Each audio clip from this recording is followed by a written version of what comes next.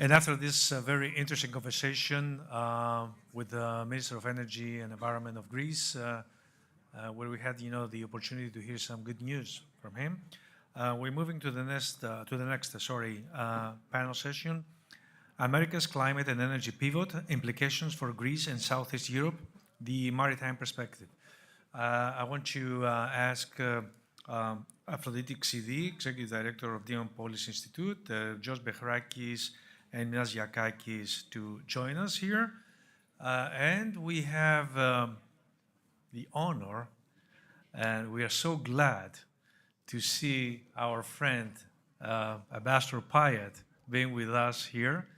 Ambassador Payet, how are you? Hello, it's very good to see you. Thanks for having me, and great to be back in this forum. It seems like a long time since we started this in Alexandroupoli. Well, I remember when we started, actually. That, yeah, you were the one, along with us, we initiated this forum, and we're moving. Now we have the 9th year. Hopefully, on the 10th next year, to have you live here. I would love that.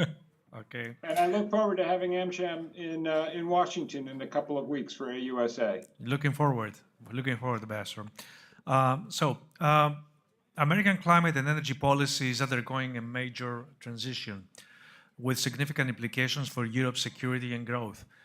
This panel, we will explore how shifts in US policies and the markets influence Greece's emergence as a regional hub, the future of Southeast Europe's energy security, opportunities for deeper transatlantic cooperation, and of course, the maritime business, which is a major economic pillar, for Greece.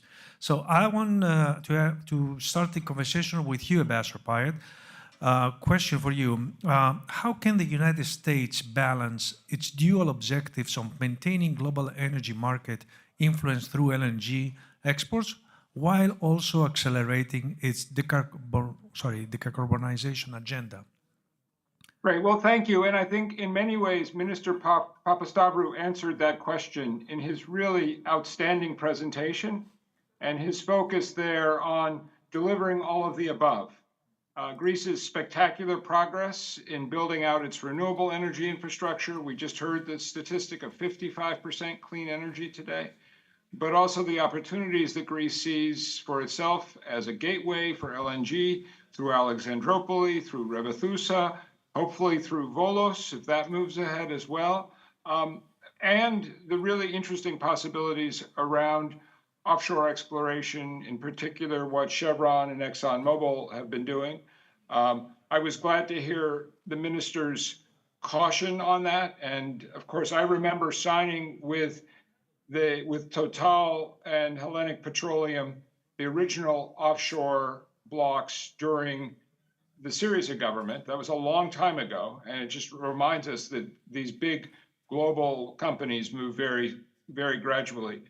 I want to make two other really quick points. One, I think I and many others in Washington underestimated how dramatically the Trump administration would seek to reshape US energy policy.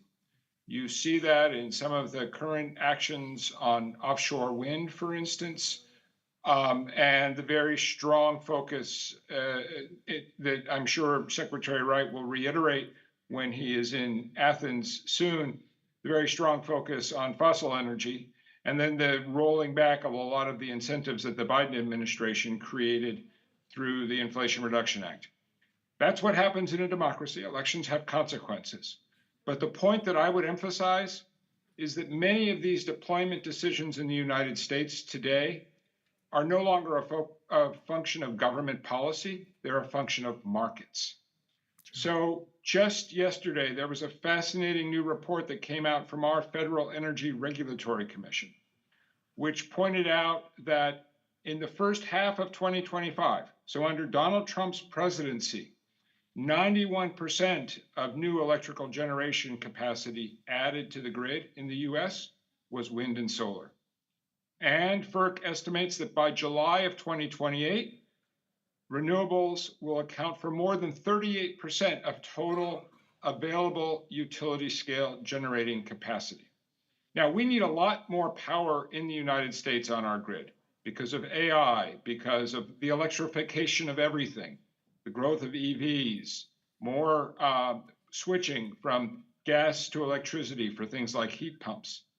But, and this is an important but, um, the simple fact is that today, in many, many circumstances, the quickest route to the grid for new generating capacity is through clean energy options, wind and solar.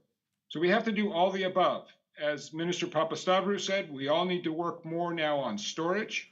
We need to continue to build out our gas power infrastructure, and we need to find ways to reduce our dependence on China for the inputs that go into that. But I think it's an incredibly exciting time on these issues.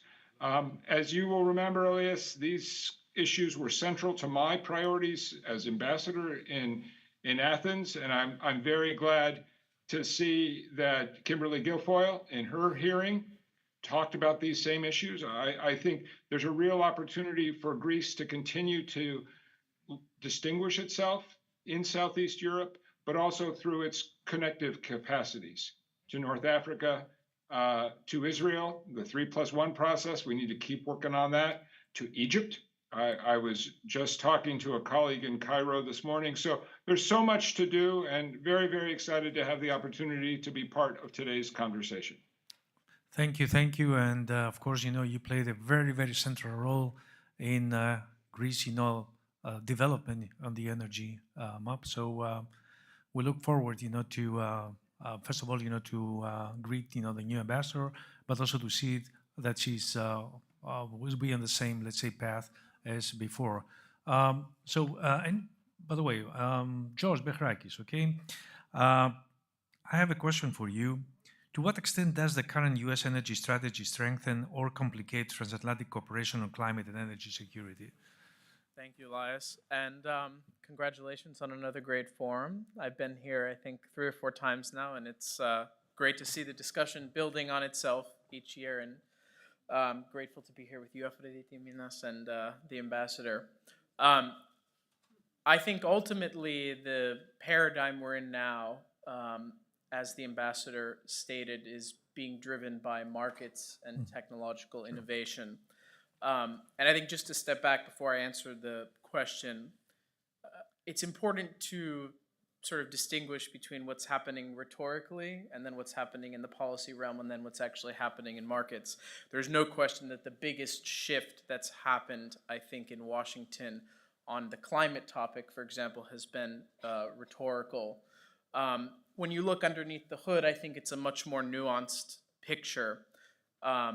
The legislative package that was recently passed and signed into law by the president actually preserves, to some extent, a lot of the technological tax credits that are going to do the most to drive innovation in the future.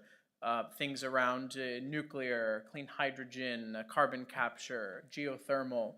And so I think at the end of the day, certainly solar and wind are going to, face challenges. And obviously the executive outside of the legislative branch it's in its own world, and there's a lot of troubling things happening there. But I think at the end of the day, decarbonization is going to occur, and innovation is going to drive it, and the U.S. is going to be at the center of that innovation. And so this sort of duality that you see emerging with the U.S. as the leading LNG exporter, something that's obviously relevant to our discussion here with Greece, but also at the same time the world's largest exporter of clean tech innovation. I think that's actually I think that is the paradigm. I think it's going to remain constant no matter who is in office, because it is driven by markets and innovation. And ultimately, I think that is a positive, because the reality is that we need both of these things now. I mean, the world, the markets need our LNG. We have the supply, the demand is there. And obviously for the long term, we need technologies to help us decarbonize. So I don't think these things are necessarily mutually exclusive. There certainly has been a pivot, but I think the long-term fundamentals are the same. And I think the U.S. positioning on LNG, while also maintaining a strong focus on innovation, is ultimately what Europe needs as well. Well, thank you. A question, you both, Aphrodite and George, you're young people, you're Greek Americans, and the young generation, how they perceive, this energy matters. Are they in favor of clean energy? Can they impact, let's say, decisions, Um, just a question, how. I'll jump in on that quickly and then you can go ahead. I mean, certainly I think that when you talk about climate action, which is where my entry point into this space, you see a huge movement of young people driving that conversation in the United States. That's positive, of course. I will say on the other side of that, um, I think that some of the climate agenda more broadly has run into some deep structural issues and also issues of markets and technology.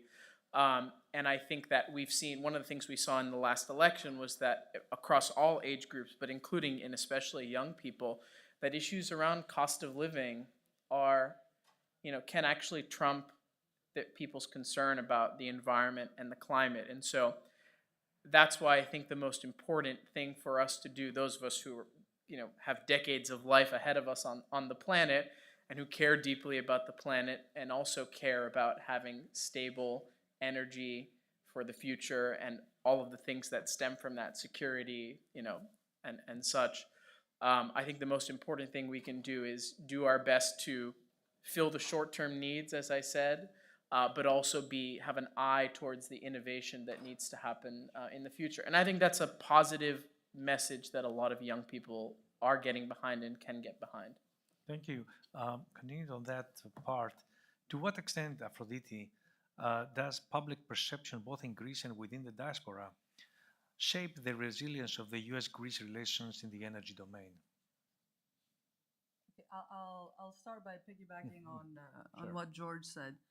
And I think just to take a step back, the shift in US energy policy is based on a shift on US economic policy and the localization of value chains, right? Creating jobs for Americans. The shift away from renewables is because they're made in China and they're not made in the United States.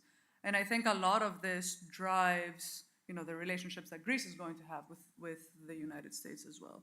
In terms of public perception, I think, youth are always more motivated towards climate, and I think they're also more motivated towards preserving the environment.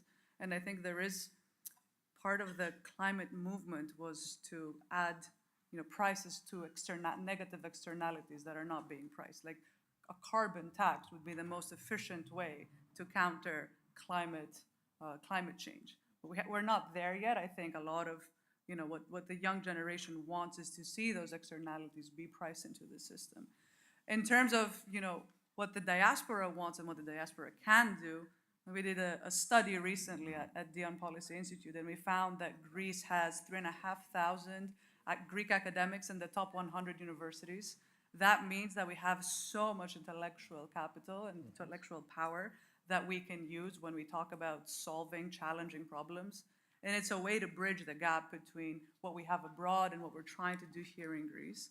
And we'll pivot back to it, but I think there is also an opportunity to strengthen US-Greece relations through what is now a new priority in the energy landscape in the United States, which is nuclear energy. This was a technology that was in the past viewed negatively. Technology has evolved, it's leapfrogged effectively, and it's much safer, and it's much more scalable, and it's much smaller. And it is an opportunity to open another door, in addition to the doors that the minister was previously talking about, which is primarily focused on fossil fuels in terms of our relationship with the United States.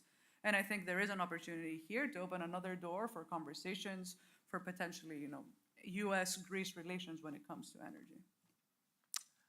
Well, you give me now the opportunity to move to Mr. Diakakis, because we had a discussion before the table on the maritime business, and Minas, with the new IMO and EU regulations on decarbonization in shipping, how can Greece, the home to the world's largest merchant fleet, leverage US technology? And I think Aphrodite just mentioned that, and financing it to accelerate the green transition to its maritime sector. First of all, let me say, I knew the day would come that I would not be the young generation, but No, still, you still are there. I will start by saying thank you for giving a speech for the third year to the maritime industry that traditionally was not part of this energy audience. We had our own conferences and they were separated. But I remember the discussion we had 3 years ago, and you agreed on bringing in this topic, acknowledging the importance the maritime sector has. So looking at the moment at the energy policy of the US, one can say that you do have a dominant player, which is the hydrocarbon industry, but working for a company that is preparing the ground for the next day, we have the privilege and the curse of interacting with what the United States is doing to prepare itself for the next day. And I am referring to a bunch of technologies such as carbon dioxide capture, nuclear power, offshore power, ammonia, hydrogen, a collection of technologies that will be here. I don't want to say when, but I dare to say it will happen. I always give as an example the fact that not a long time ago, natural gas was flared because it was considered a useless product, and now it's the dominant market. So we don't know when, but we will for sure see all those technologies developed on the side coming into reality. But in order for this to happen, yes, regulations, pertinent regulations are needed. So what is happening at the moment? Because there is a very specific way with which those regulations can be drawn, which have to go through the IMO, which is a balance mechanism between the United Nations that cares more about the environment and the stakeholders that obviously have in their minds the financial viability of their assets. So there is a very delicate process which usually takes a lot of time, but it is an ongoing process. So I think now we are finished with whatever was needed to transport ammonia. We are beginning doing the same exercise for hydrogen. Nuclear power is a very interesting topic. Is a concept right now for the No, it's maritime not a business? concept. Or I can assure you that the United States is leading the effort on the regulatory framework of nuclear technology, with strong commercial competition. Who else? From China, but sometimes competition is good. Yes.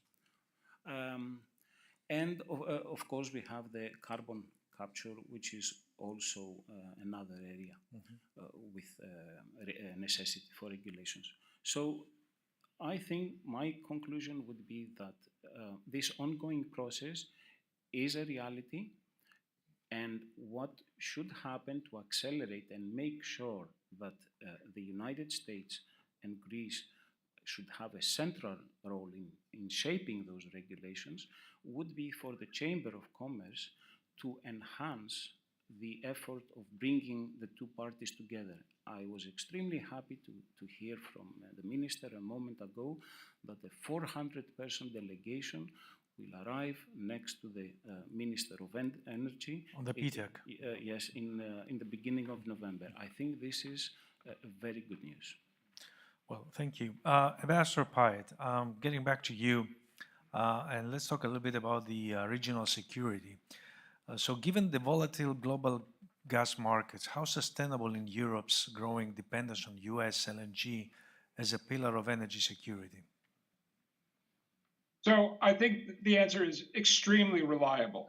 And I was very encouraged to read the remarks from Brussels today from Energy Commissioner Jorgensen, who highlighted again, as did Minister Papastavrou, the European Union's strong determination to end the offtake of all Russian gas, including Russian LNG, by 2027.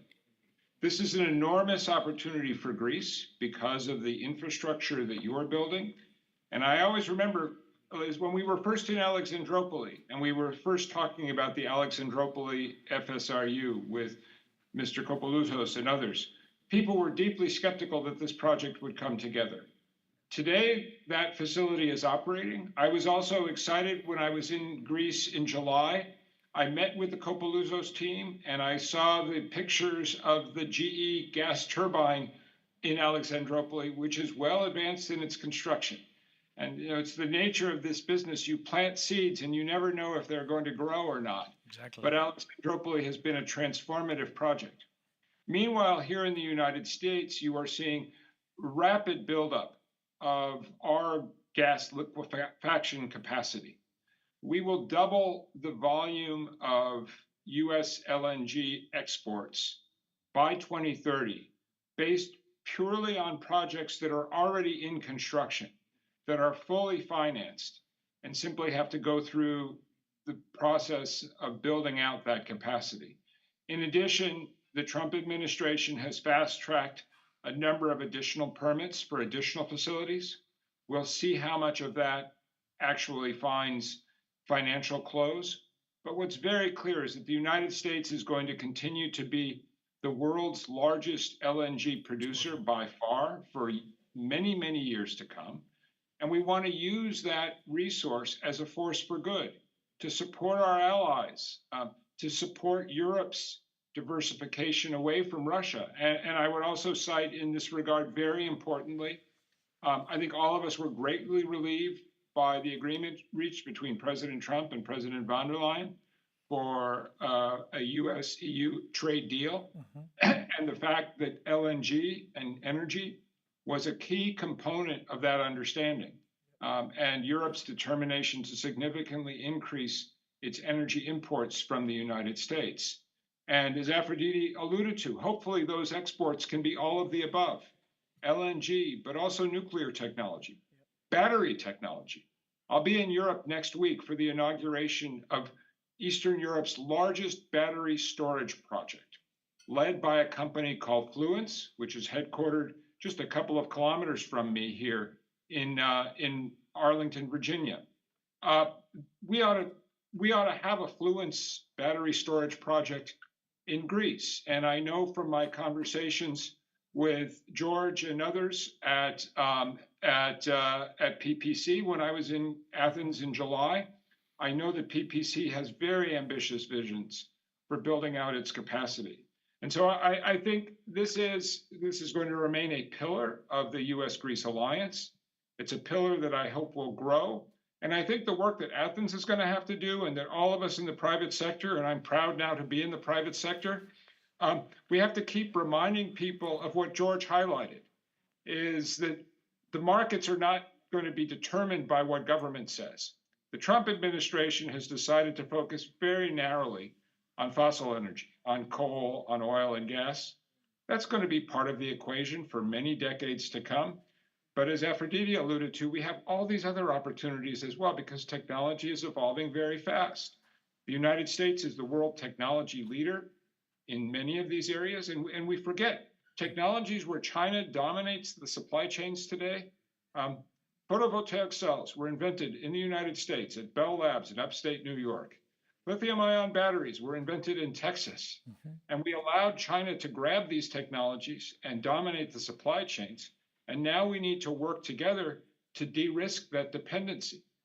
That's why I'm talking to my European counterparts about projects like the Jadar lithium project in Serbia, to figure out how we build out a battery supply chain that is not so dependent on China. And here too, I remember visiting Sunlight, the Sunlight battery facility in Evros, and seeing what they're doing. And they're, of course, building out their battery manufacturing capacity here in the United States, in South Carolina, if I'm remembering correctly. Correct. So that's going to be the future of the business relationship. And I think there is no worry at all about the reliability of American companies. in part because they have strong ties to Greece, but also because they're driven not by somebody sitting in the Kremlin or in Red Square determining policies. They're driven by how to make a buck and where the economic opportunities lie. Well, thank you. By the way, you're right, because Minister Papastavrou, he mentioned that one of the priorities for the government is the storage here. And I think battery is the solution here. And of course, any American technology should be somehow, let's say, connected with Greece, Absolutely. So, thank you. Let's go back to you, George. Um, Okay, how can both governments and private sector stakeholders align policy, financing, and technology to ensure that transatlantic energy cooperation remains resilient over the long term? Yeah, I mean, I think that's the extends from what we were just talking about. And I actually, before I go there, I would take it in a slightly different direction because I think it's important, which is that I think what we're seeing from a diplomatic perspective now, the minister spoke about the upcoming visit of the U.S. Energy Secretary, very, I think, significant, and also who the president has chosen to be his ambassador to Greece, hopefully, to be here soon. In one of the things I would say about diplomacy in this era, people have spoken a lot about what the president has done in this era on diplomacy. But I think one thing that remains true is that the closer you are and the better relationship you have with the president and people in his orbit, the better off you will be in this time, for better or worse. And I think who the U.S. has chosen to represent our interests here in Greece signals something very significant. Our ambassador designate is someone who's very close with the president and has been for a number of years. I think that is one of the the biggest opportunities to facilitate some of these tech transfer, projects, new investments, and things of that sort. And in terms of the mechanisms, I mean, others can speak more fluently on this than me, but it involves making sure that you have projects that can be financed by U.S. dollars as well as tapping into sources of EU funding. It means having, some of those facilitating some of those major U.S. players, as the ambassador said, to come and do these projects in Greece, and having an open door, policy from the government here. So I think that the big opportunity on the horizon for those collaborations really is, or can one of it can stem from who the U.S. is going to be sending here to represent us. And one other point, which I hope Aphrodite will also expound on, is that one of Greece's strategic assets, I would say, competitive advantages maybe, is that our global diaspora punches way above its weight in these areas and others. When you look at the echelon, top levels of AI scientists, nuclear physicists, all and people in all sort of high-level positions in energy, we have massive expertise, scientific, intellectual, business in all these realms, and I think that's an untapped opportunity. If we can connect that and tie that in with investment and connect that to opportunities here in Greece, I think it's going to be a major opportunity. And I think, and I'm sure that you can respond to every call from any government here in Greece, for supporting the country, which is very, very important actually. Yep.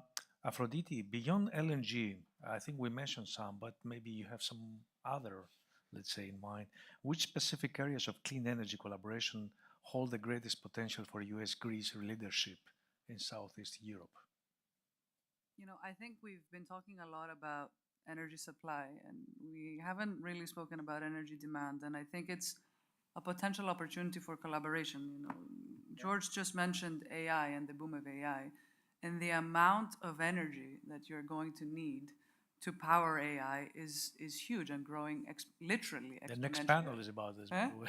Sorry? The next panel is about I hope I'm not encroaching in your territory. But the point I want to make is that you can also create demand, right? And this is part of Greece's strategy. And I think the minister previously alluded to this, which is the amount of data centers that are being built in Greece. And a lot of them are US companies, the Googles and the Amazons and the Microsofts of the world. And Greece stands out as, you know, a pillar of stability. And I think the ambassador also uses this term sometimes about Greece being a pillar of stability. And when you're talking about data, which is probably the most important commodity, or appears to be the most important commodity, because energy still remains an important commodity, we need to invest in data centers, and that also creates more demand for energy, which creates more opportunities for collaboration with the United States, more opportunities to create, you know, high value add jobs for the economy. And this is kind of, you know, you create a cyclical effect that has just a positive impact on society and the economy. Yes, correct. Mina,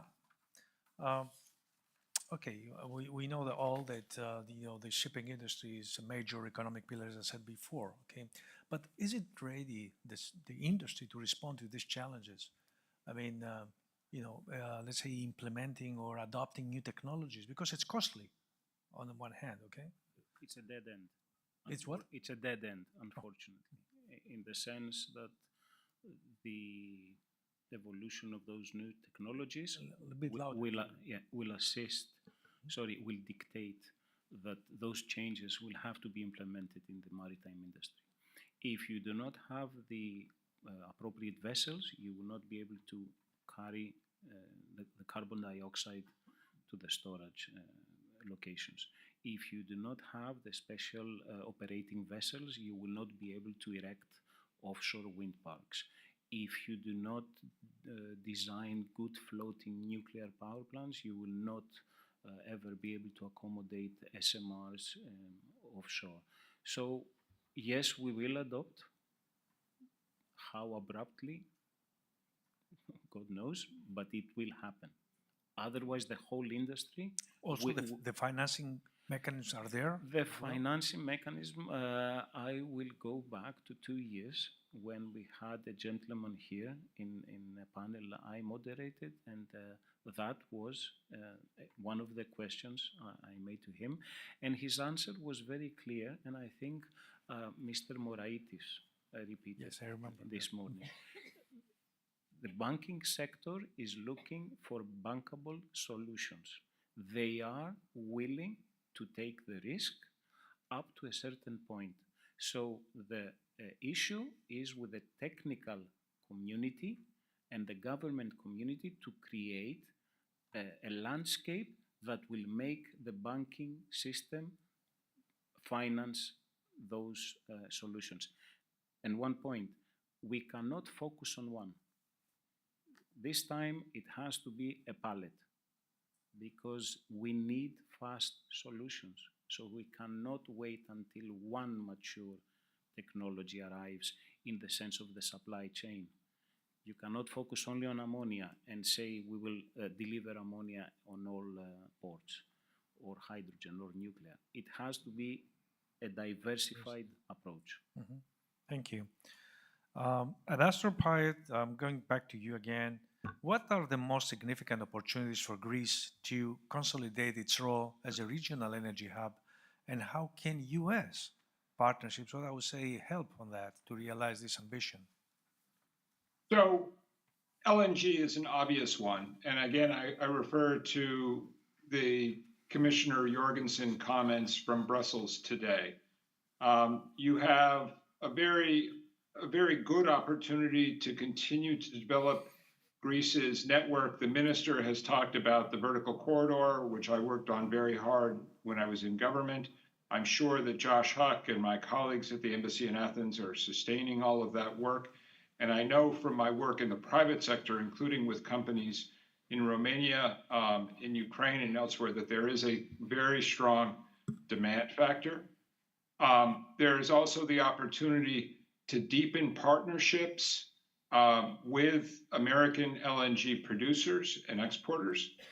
The minister talked about Nikos Safos's conversations with Cheniere and others in Houston this spring.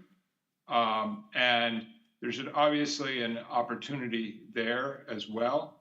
And then I think also how we leverage the opportunities on the offshore. And again, I think there hasn't been enough focus in Washington conversations recently on the issues around the 3+1 and the East Med.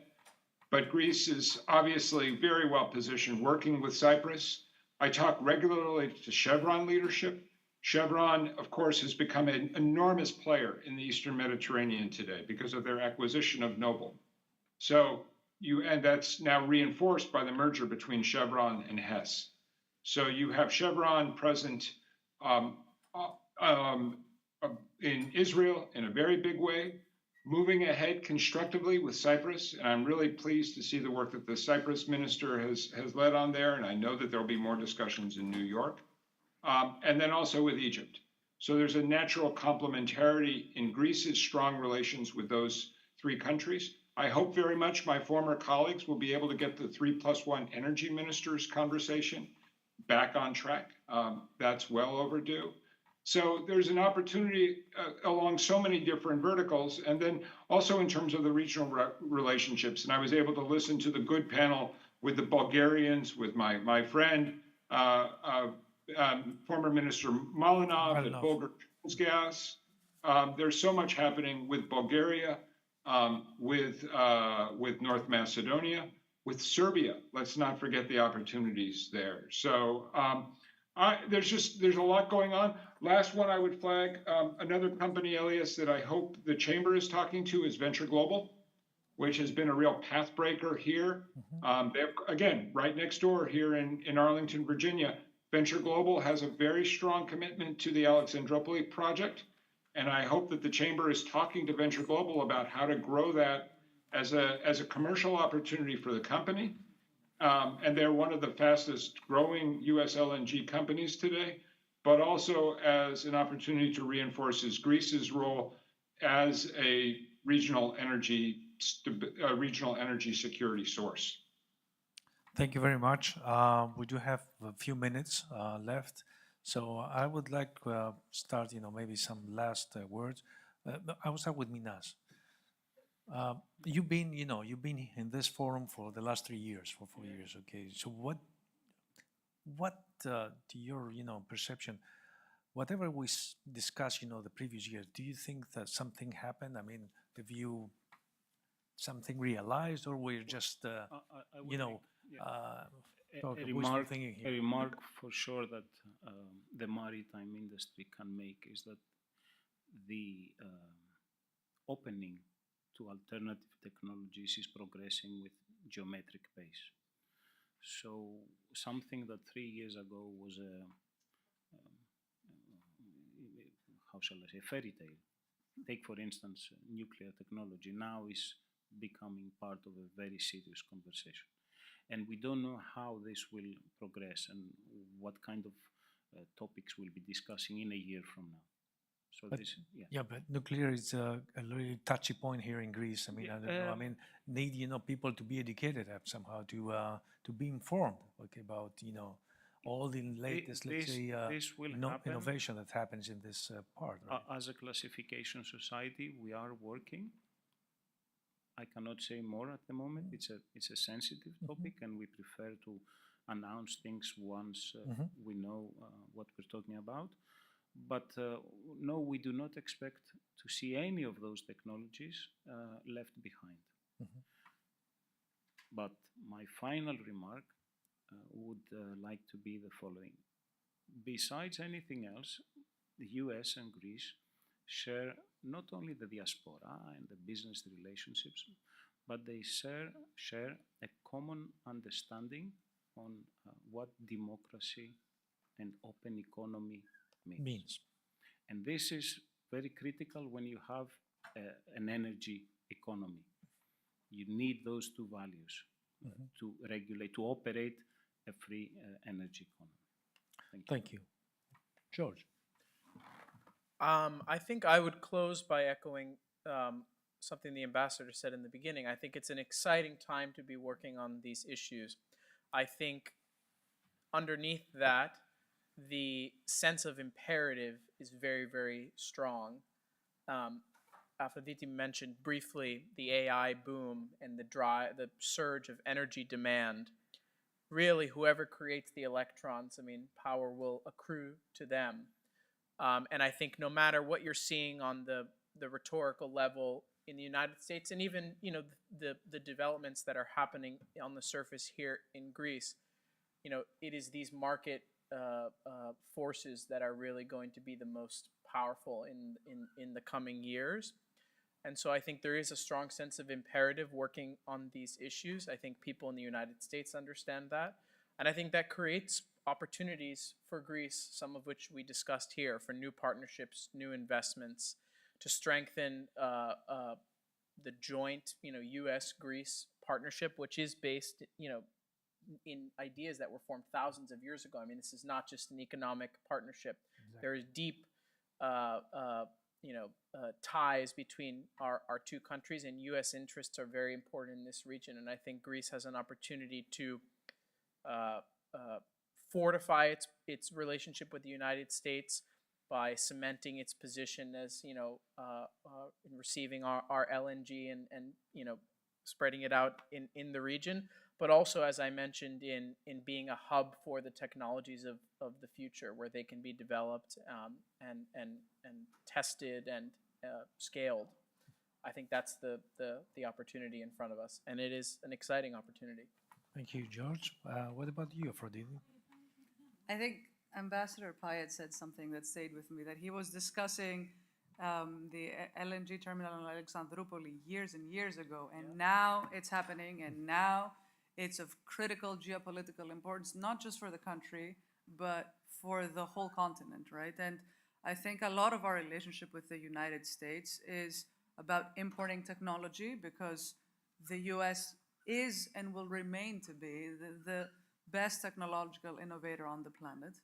And our relationship with them is that we can, capitalize on that and import this technology and take leaps forward that we hadn't thought about. And I know that, the moment I mentioned nuclear energy and Minas mentioned it, I know it's a sensitive topic, but if you don't, take that leap forward, someone else is going to beat you to it, and our neighbors are beating us to it, Bulgaria, Turkey, Egypt, and the rest of Europe. And you can use your relationship with the United States to de-risk some of this, even thinking and conversations, let alone the investments and the technological readiness. And I just want to make one more point, because Minas mentioned that including the shipping industry is something that he's very grateful for. And I think we talk a lot about shipping in Greece, and it's a very important sector, but there are also other opportunities to better link the energy sector with the shipping sector. And you mentioned floating nuclear power plants. That's one potential way of doing it. And there's other ways of just barges that produce electricity, be it with nuclear, be it with diesel, be it with hydrogen, whatever it may be. And we have so much know-how, and it's the only sector that we're #1 on the planet. So we should find more ways to leverage this knowledge, this capacity that we have, and bring it to use. And energy is one of the most critical and most important geopolitical sectors. So we should find a way to bring those two together. And I think the relationship we have with the United States is a way to do that and have these conversations and identify opportunities to move forward. Thank you, Aphrodite. The last word is from you, Ambassador Payet. So I would just say, first of all, how exciting it is to be part of this conversation again. And you asked if any of this makes a difference. I would argue that the Alexandroupolis FSRU project was born at the first Southeast Europe Energy Forum. That's where we started the discussions. Sure. So these conversations really make a difference. And in the spirit of Aphrodite's remarks, what I hope is that the same way we're talking today about more battery storage, about new energy technologies, that when we meet for the 18th Southeast Europe Energy Forum, that we're actually looking at deployment of some of these new technologies. As the minister said, Greece has become a global leader on energy transition and energy security. There are very few countries in Europe that can claim that double success.